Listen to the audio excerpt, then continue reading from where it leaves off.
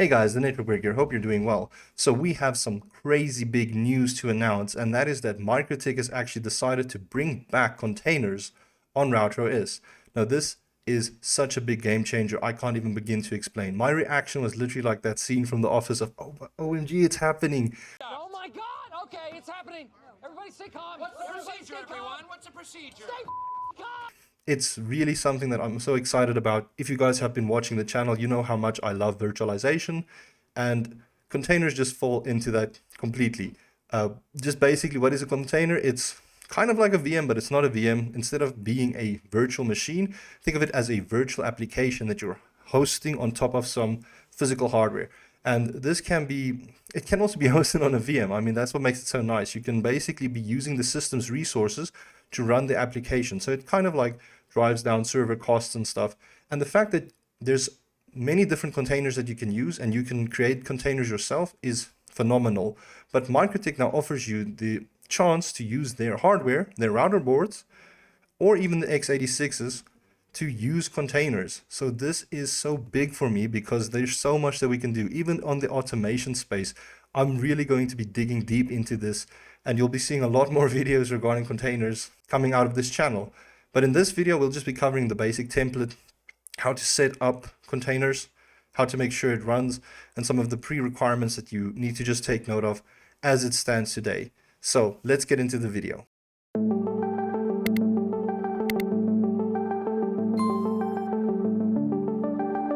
All right, wow, we're actually here and we'll be talking about some containers on RouterOS.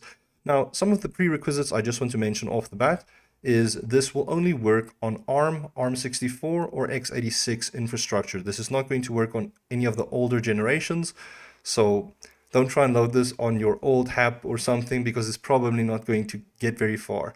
Another requirement is you do need to use version 7.4 beta build 4 as it stands. Reason for that is the container package, which is an extra package you need to download, and you need to import that into your router board, and then you can actually start playing around with containers. Another thing you need is you're going to need some physical access, because when you put on the container mode on the router, you need to physically power it off or reboot it. And if you don't have that access, the router is just not going to go into the container mode. So something to take note of with VMs, it's pretty straightforward. You just turn the VM off, turn it back on again. And it's also advised that you bring some form of external storage. So it's not needed, but it's definitely recommended to have something like an extra external hard disk or a USB drive that can connect to your router board, where you can actually house all of these packages off of, where you can store them, so to speak. All right, so let's talk about installing to the latest version. So I'm just quickly going to get onto my router board, and this is my TNB Labo 1, which I typically use for my production types of tests for all of the stable things, but we're going to take this to the beta build.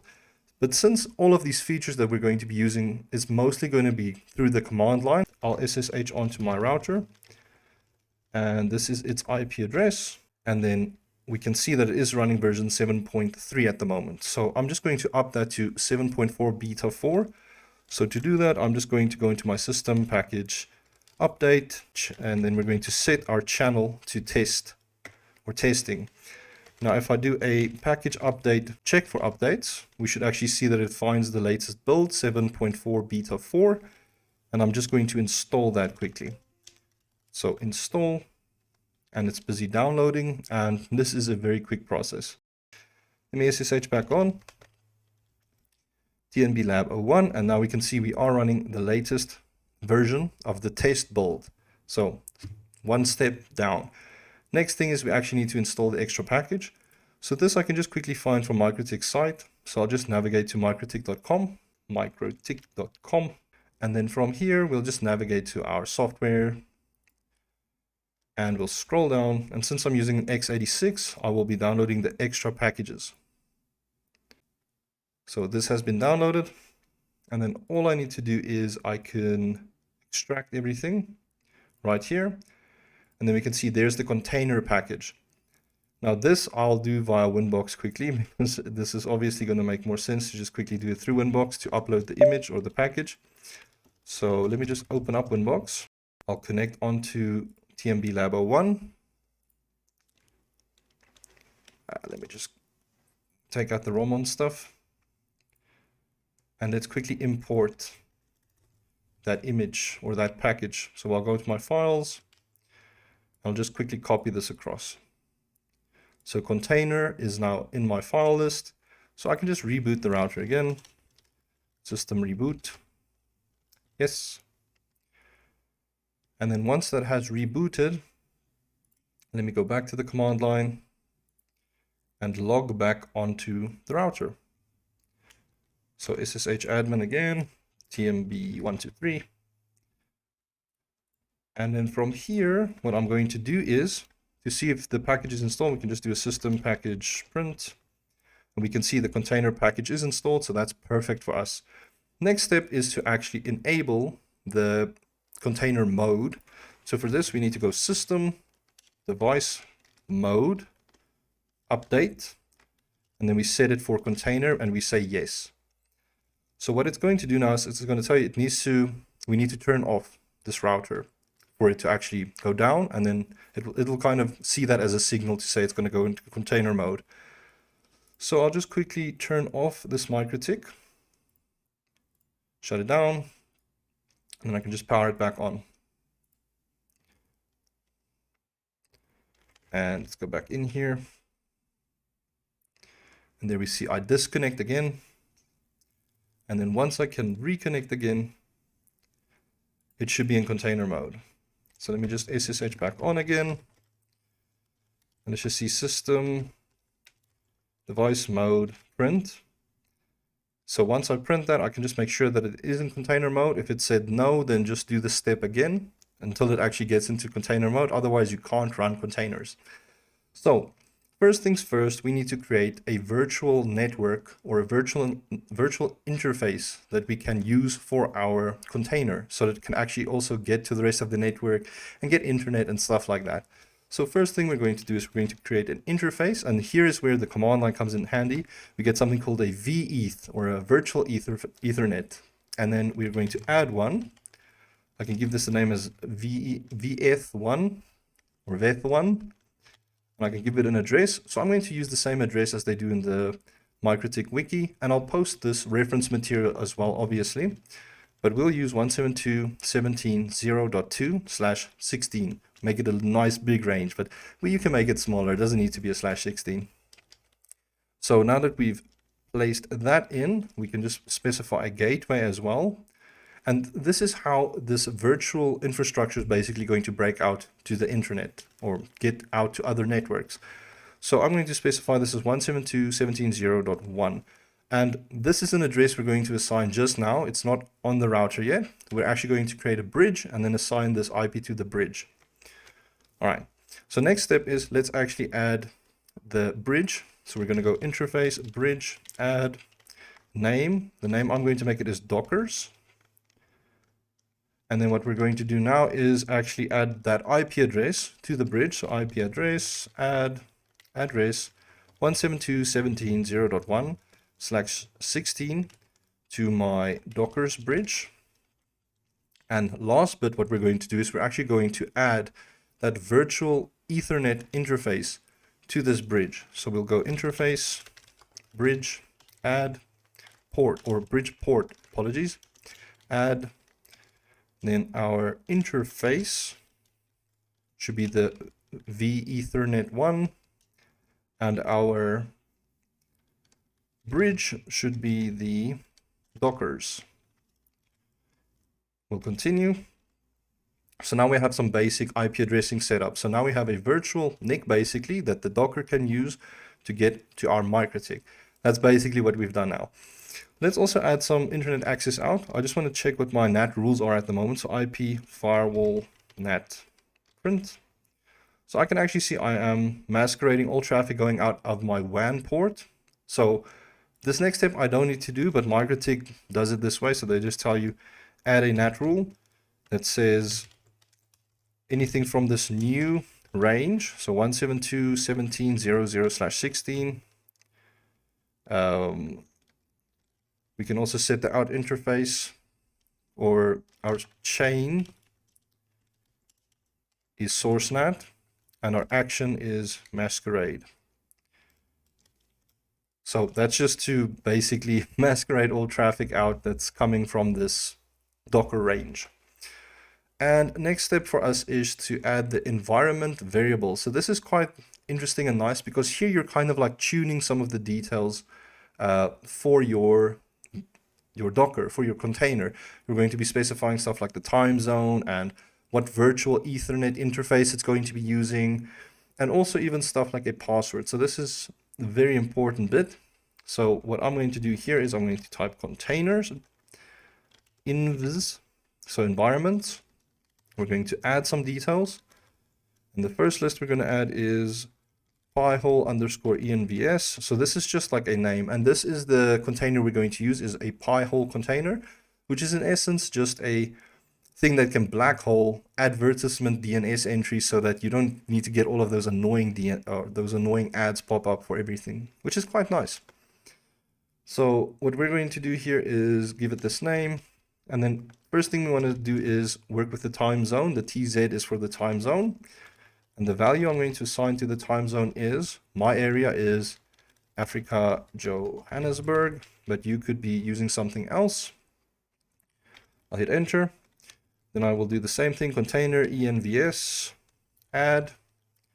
Our list is again pi_hole_envs. Our name here is web password. So this is going to be the password that people can use to log into the Pi-hole server. And what I'm going to make this is, you can make this whatever password you want really, but I'll just make it my default lab stuff, which is TMB123. And then lastly, we're going to add one more thing here. So again, list pi_hole_envs. And the name for this is DNS mask user. And this is just in essence going to allow the Pi-hole server to masquerade its stuff out. So don't worry too much about it.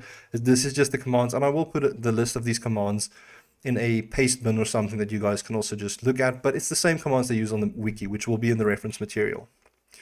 All right, now that we've specified the variables for the environment, let's actually set some details for the mounts.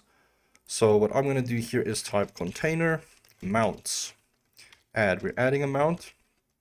And think of this as where it's going to be storing some details and fetching details. So for this, I'm going to use disk 1. But if you were using external disk, you would obviously use your external disk to store and get these details. And I'm just going to set a destination as etc pi-hole. And there's one more bit I need to do. I need to also add another mount. And this is for the masquerade. So this name is DNS mask pi-hole. Again, source disk is going to be disk 1, etc-dns mask.d. And then the destination is going to be etc/dns mask.d. Again, I'm no professional or anything. I'm really just following along with the MikroTik wiki, but we'll be learning all of this stuff together as we go. So we've set the environments, we've set the mounts, we've got some basic connectivity. Now we actually need the Docker, we need the image. So there's a few ways you can go about it. MikroTik has 3 listed ways, but I'm going to use the easiest way in my opinion is to just download it from the docker.io. So I'm just going to copy some details here. So I'm going to paste this in as container config set. This registry URL is just basically where we're going to be fetching the image from. And then I'm going to copy another line here, paste this in. So container add remote image. So this is just telling it what to download. So this is going to be Pi-hole. It's specifying what the interface is going to be for the Pi-hole. And yeah, some pretty basic details here. And then lastly, I can do a container print just to make sure that the container is there, that the image is there. So here I can see that there is a container. It's got a custom name there. It's got the tag, OS, all this stuff is in here. Status is extracting. Status is stopped at the moment. So this is actually a service that you need to start so that the container can actually run. So what we're going to do now is just start the Docker or the container. So we'll do a container and we can do a start. And I can just start item 0 because this is the only container that I have on the system. And let me just print again and see what it's doing. So it is running. It's updated the architecture to AMD 64. It says the OS is Linux, which is right because that is what the MikroTik stuff is running off of. And this looks perfect. So technically we should have a Pi-hole server running off of this MikroTik now. So let's test this and see can we actually get there. Let me go onto Winbox just to show you guys a few things. So if I look at my ARP, I should actually see that there is going to be a 172.17. 0.2 should be appearing in this list. Let's just see, can we ping that? Let's try ping 172.17 0.2. We can ping it. Great. Let me look at my ARP again.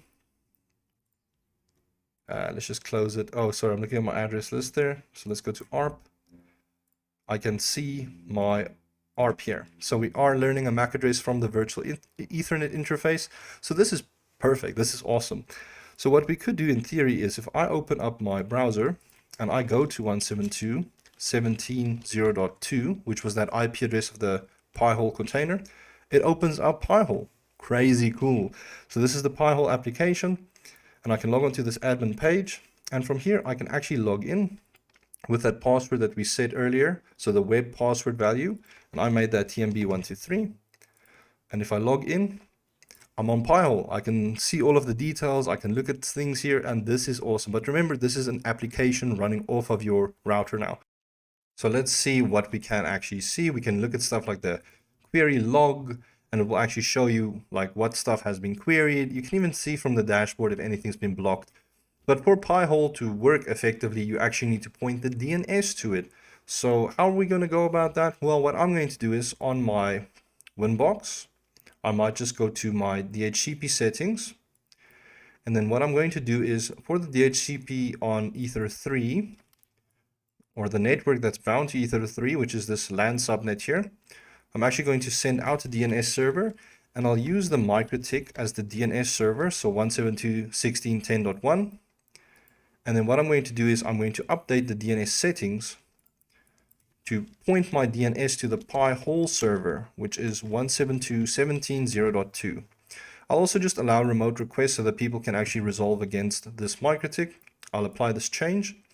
And now that that's been applied, all of the DNS traffic should actually go to the Pi-hole.